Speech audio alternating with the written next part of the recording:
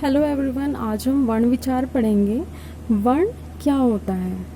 जो भी हम ध्वनि अपने मुंह से निकालते हैं, जो भी ध्वनियाँ हमारे मुख से निकलती हैं, उन ध्वनियों को लिखने के लिए जिन चिन्हों का यूज़ हम करते हैं, जिन चिन्हों का प्रयोग हम करते हैं, उनको हम बोलते हैं वर्ण। जैसे हर कोई लैंग्वेज है, जैसे हिंदी है, इंग्लिश है, अरबी है, फ़ारसी है, उसकी जो भी साउंड निकलेगी, जो भी ध्वनि निकलेगी, उसको लिखने के लिए एक पर्टिकुलर सिंबल तो हमें चाहिए ना, एक पर्टिकुलर चिन्ह हमें चाहिए। तो वो चिन्ह जिसके थ्रू हम अपनी ध्वनियों को लिख रहे हैं, प्रदर्शित कर पा रहे हैं, वही जो ध्वनियाँ होती हैं वो क्या कहलाती हैं? वही जो चिन्ह होते हैं वो कहलाते हैं हमारे वर्ण। वर्ण की जो डेफिनेशन है, जो परिभाषा है, उसके अनुसार जब हम कुछ बोलते हैं तो हमारे मुख से ध्वनियाँ निकलती हैं। बिना ध्वनि के तो हम नहीं बोल सकते। उन ध्वनियों को लिखने के लिए कुछ चिन्ह निर्धारित किए गए हैं जिन्हें वर्ण कहते हैं। ध्वनि को लिखने के लिए निर्धारित चिन्ह को वर्ण कहते हैं। ठीक है। अब वर्ण की जो क्वालिटी है, जो प्रॉपर्टीज़ हैं, विशेषताएं हैं, वो क्या हैं? वर्ण भाषा की सबसे छोटी इकाई होती है। वर्ण के और छोटे टुकड़े नहीं किए जा सकते। वो एक सबसे छोटा पार्ट है जिसको हम लिख रहे हैं। वर्ण को अक्षर भी कहा जाता है। अक्षर मतलब जिसको हम क्षय न कर सकें, जिसे हम आगे तोड़ ना सकें, वो कहलाता है हमारा अक्षर। वर्ण ध्वनि के मौखिक और लिखित दोनों रूप को व्यक्त करते हैं। जो वर्ण होते हैं, जो हम बोल रहे हैं या जो हम लिखना चाहते हैं, उसके लिए हमें जो पर्टिकुलर चिन्ह चाहिए, जो हमारे वर्ण हैं, वो मौखिक और लिखित दोनों को प्रदर्शित करेंगे।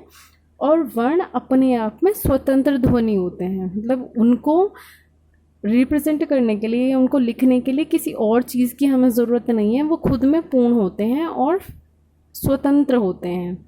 उसको हम आगे नहीं तोड़ सकते। जैसे हमारा कै, जो कै वर्ण है, उसको हम तोड़ सकते हैं क्या? नहीं तोड़ सकते ना। या अ, इसको हम तोड़ सकते हैं? नहीं। तो ये क्या होता है? हमारे वर्ण होते हैं। अब वर्णमाला क्या होती है? वर्णमाला मतलब किसी भी भाषा के सभी वर्णों के व्यवस्थित समूह को वर्णमाला कहते हैं। जब हमारी जो भाषा है उसमें जितने भी वर्ण प्रयोग होने वाले हैं वो एक क्रमानुसार होते हैं, वो एक सीरीज़ में होते हैं। ऐसा नहीं होता कि जो हमारे वर्ण हैं उसमें है पहले आ जाएगा या कै बाद में आएगा या च बीच में आ गया, हमने अपने अकॉर्डिंग, अपने अनुसार कोई वर्णमाला तैयार कर ली। ऐसा नहीं होता। जैसे इंग्लिश में भी होता है कि ABCDEF, इस तरीके से सीरीज़ चलती होती है। इसी तरीके से हर लैंग्वेज की एक वर्णमाला होती है जिसमें सारे जो वर्ण होते हैं वो एक निश्चित क्रम में ही व्यवस्थित होते हैं। तो ये जो निश्चित क्रम होता है वर्णों का, वही क्या कहलाता है? वर्णमाला। किसी भाषा के सभी वर्णों के व्यवस्थित समूह को वर्णमाला कहते हैं। अब प्रत्येक भाषा की अपनी वर्णमाला होती है। प्रत्येक भाषा की लिपि में बहुत से वर्ण होते हैं और सभी वर्णों के अव्यवस्थित समूह को हम वर्णमाला नहीं कह सकते। उसके लिए जो सारे वर्ण हैं वो एक व्यवस्थित रूप में ही होने चाहिए। अब ये जो हमारी हिंदी भाषा की वर्णमाला है, इसमें हमारे जो वर्ण हैं वो दो भागों में विभाजित हैं, स्वर और व्यंजन। जो हमारे स्वर हैं उसमें हमारे आते हैं ए, आ, छोटी ई, बड़ी ई, छोटा ऊ, बड़ा ऊ, री, ए, ओ, औ। अनुस्वार जिसमें अंक की बिंदी लगी होती है, जिसमें जिसे हम बोलते हैं तो हमारे नाक से हवा निकलती है। आप बोल करके देखिए तो आपको खुद पता चल जाएगा कि अनुस्वार जो होते हैं उसमें ये नाक से निकलती है। जो मतलब जो हवा निकलती है ये कहाँ से निकलती है? नाक से। और अनुनासिक जो होती है, अनुनासिक में क्या होता है कि नाक और मुंह, जो हमारा मुख है या नाक है, उन दोनों में से ही ध्वनि जो हवा है वो निकलती हुई प्रतीत होती है। जैसे हम कहते हैं, जैसे हम कोई शब्द हम लेंगे जिसमें कि हमारा अनुनासिक यूज़ हुआ है, प्रयोग हुआ है, जैसे चांद, चांद, गांव, उसमें जब आप बोलेंगे, बोल करके देखेंगे तो आपको खुद फील होगा कि जो हमारी हवा निकल रही है वो हमारी नाक और मुंह दोनों से निकल रही है। इस अनुनासिक जो होता है इसको हम चंद्र बिंदु भी बोलते हैं। विसर्ग, विसर्ग होते हैं अह, ये जो 2 डॉट लगे हुए होते हैं ये अह, ऐसे इनका प्रोनाउंसिएशन होता है। और जो हमारे व्यंजन हैं, व्यंजन निम्नलिखित हैं, क वर्ग में आते हैं, क, ख, ग, घ, अण। ओके, आगे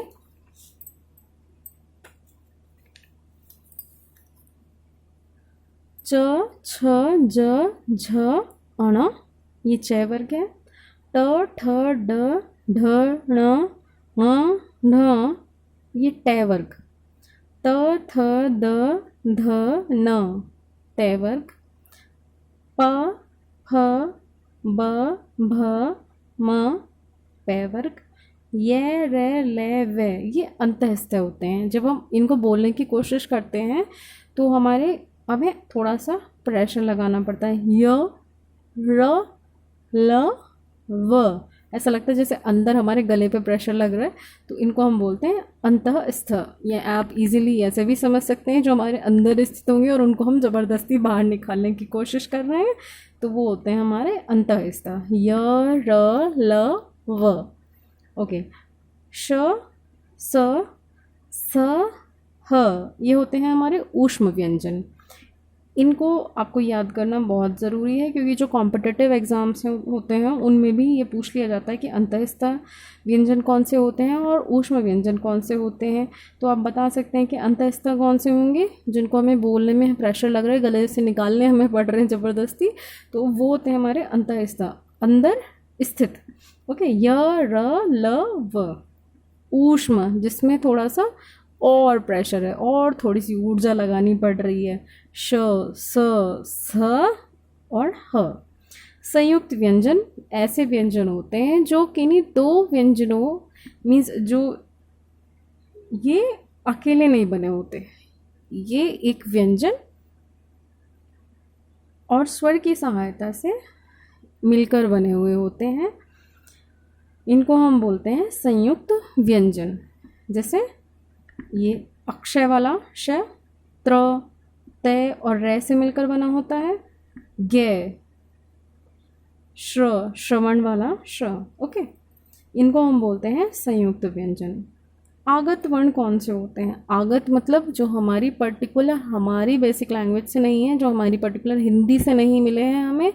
ये जो वर्ण हैं ये हमने कहाँ से लिए हैं? जितनी भी हमारी विदेशी भाषाएं हैं उनके हमने वर्ण अडॉप्ट कर लिए हैं। इनको हम बोलते हैं आगत वर्ण, आए हुए, बाहर से आए हुए मतलब विदेशी। स्वर कौन सा होता है? ओ, जैसे हम बोलते हैं ऑगस्ट, तो इंग्लिश जो प्रोनाउंसिएशन है उसको जो हम लिखने की कोशिश करेंगे तो हम इसको कैसे लिखेंगे? ऑगस्ट। ओके, तो ये जो अ होता है ये क्या होता है? हमारा आगत स्वर। और व्यंजन कौन कौन से हैं? ज और फ। अगर हम सिंपल ये लिखेंगे और ये लिखेंगे तो इसको हम प्रोनाउंस करेंगे ज, इसको हम प्रोनाउंस करेंगे फ। लेकिन जब इसके नीचे ये बिंदु लग जाता है तो हम इसको पढ़ते हैं ज, फ। ये हमारा आया है अरबी फ़ारसी लैंग्वेज से, जो हमारी अरबी फ़ारसी भाषा है उससे ये आगत वर्ण जो हैं वो अडॉप्ट किए गए हैं। ओके, अब हम पढ़ते हैं स्वर। जो हिंदी हमारी भाषा है उसमें जो स्वर हैं, जो हिंदी की वर्णमाला है स्वर, उसमें स्वर जो हैं वो ऐसे वर्ण होते हैं जिनको हम बिना किसी दूसरे वर्ण की सहायता से बोल सकते हैं, मतलब इनको हम स्वतंत्र रूप से बोल सकते हैं। और व्यंजन ऐसे वर्ण होते हैं जिनको बोलने के लिए हमें स्वर की हेल्प लेनी पड़ती है या हमें स्वर का प्रयोग करना पड़ता है। व्यंजनों में हमें स्वर का प्रयोग करना पड़ता है। ओके, तो जो स्वर होते हैं उनका जो इसकी पर्टिकुलर डेफिनेशन है उसके अकॉर्डिंग, जिन वर्णों का उच्चारण करने में वायु बिना किसी रुकावट के मुख से बाहर आती है उन्हें स्वर कहते हैं। या स्वर वो वर्ण होते हैं जिनका उच्चारण करने के लिए किसी अन्य ध्वनि की सहायता नहीं ली जाती। अब जो हमारी स्वर हैं वो कौन कौन से पार्ट में डिवाइडेड है? ह्रस्व स्वर और दीर्घ स्वर। दीर्घ मतलब लंबा जाएगा, आपको थोड़ा प्रेशर लगाना पड़ेगा। ह्रस्व स्वर मतलब इजीली आप बोल सकते हैं, जैसे अ, छोटी ई, छोटा ऊ, जिसको हम बोलते हैं ई, उ, री। ओके, ये जो होते हैं इनमें हमें कम एनर्जी लगानी पड़ती है, कम प्रेशर लगाना पड़ता है। दीर्घ स्वर, इनको बोलने के लिए हमें थोड़ा सा ज़्यादा प्रेशर लगाना पड़ेगा। आ, बड़ी ई, बड़ा ऊ, ए, ओ, औ। ओके, ये होते हैं हमारे दीर्घ स्वर। ह्रस्व स्वर बोलने में, इनका उच्चारण करने में कम समय लगता है। जो दीर्घ स्वर होते हैं इनका उच्चारण करने में हमें मतलब ह्रस्व स्वर के उच्चारण का 2 गुना समय लगता है, जो हमारे दीर्घ स्वर हैं। ओके, अनुस्वार, जो अनुस्वार होता है वो क्या है? अंक की बिंदी जहाँ पर लगी होती है। और ये जो अनुस्वार है इनकी जो ध्वनि होती है वो होती है नासिक्य। नासिक्य मतलब नाक से निकलने वाली। जो ये वर्ण होते हैं ड, न, अ, न, म, ये नाक से बोले जाते हैं। लाइक हिमेश रेशमिया, हिमेश रेशमिया के जो सॉन्ग्स होते हैं आपने सुने ही होंगे, तो वो हमेशा उसको बोलते हैं कि नाक से गाना गाता है। चलिए, वो जहाँ से भी गाने गाते हैं, हमें नहीं पता नाक से या मुख से, वो दोनों अपनी जो कैपेबिलिटी हैं उनको यूज़ करते हैं properly. That's a very good thing. तो अनुस्वार जो होता है वो अंकी बिंदी, और ये कहाँ से इसकी जो साउंड निकलती है, इसकी जो ध्वनि निकलती है, कहाँ से निकलती है? हमारी नाक से। और अनुस्वार का उच्चारण उसी वर्ग के पंचम वर्ण की तरह होता है जो अनुस्वार के तुरंत बाद आया होता है। ओके, और जो पंचम वर्ण है, ये वाला जो पंचम वर्ण है, ये सारे क्या होते हैं? अनुस्वार। ओके, ये जो व्यंजन है ये हमारे क्या है? अनुस्वार। अनुनासिक मतलब इनकी जो ध्वनि निकलेगी वो कहाँ से निकलेगी? नाक और मुख दोनों से। कहाँ से निकलती है? नाक और मुख दोनों से।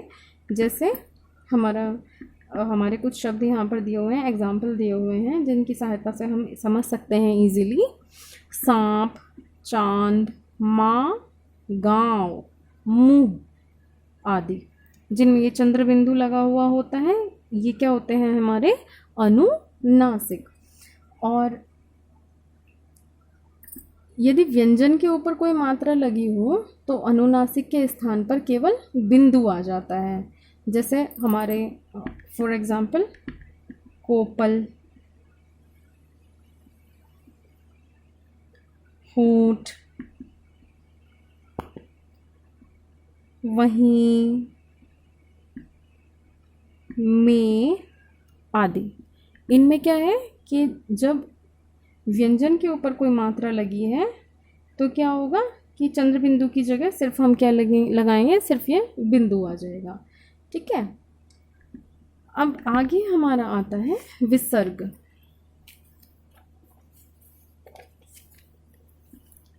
विसर्ग, ये जो 2 बिंदु होते हैं ये होते हैं हमारे विसर्ग। और विसर्ग किन शब्दों में यूज़ होता है? जो हमारे तत्सम शब्द हैं हिंदी के, मीन्स जो हमारे शब्द संस्कृत से आए हुए हैं हिंदी में, जो हमने संस्कृत भाषा से हिंदी भाषा में प्रयोग किए हैं, उन शब्दों में ही इन विसर्गों का मीन्स इस विसर्ग के चिन्ह का यूज़ होता है, प्रयोग होता है। अदरवाइज जो हमारे हिंदी के मूल शब्द हैं उनमें विसर्ग का प्रयोग नहीं होता। अब विसर्ग हम देख सकते हैं कौन कौन, जैसे विसर्ग का हमने यूज़ किया है, प्रयोग किया है कौन कौन से शब्दों में? प्राय, प्रातः, निस्वार्थ, निसंदेह। ये यहाँ पर पूरी लाइन अटैच नहीं होती, सॉरी ये मुझसे गलती से हो गया था। निशेष, जैसे यहाँ पर अलग अलग हो रहा है ऐसे ही हमें यहाँ पर लिखना होता है। दुख, अतः, स्वतः, इसमें जो लास्ट साउंड होती है, जैसे हम अगर प्रातः लिखने की कोशिश करते हैं, इसको हम, इसकी साउंड कैसी होती है, प्रा त ह, प्रातः। ओके, तो ये हमारे कुछ वर्ण विचार का ये भाग था। जो व्यंजन है हम वो नेक्स्ट वीडियो में पढ़ेंगे। आई होप कि आपको वीडियो पसंद आया होगा, और अगर आपको वीडियो पसंद आया है तो इसे लाइक करें, शेयर करें और इस चैनल को सब्सक्राइब करें। Thank you very much.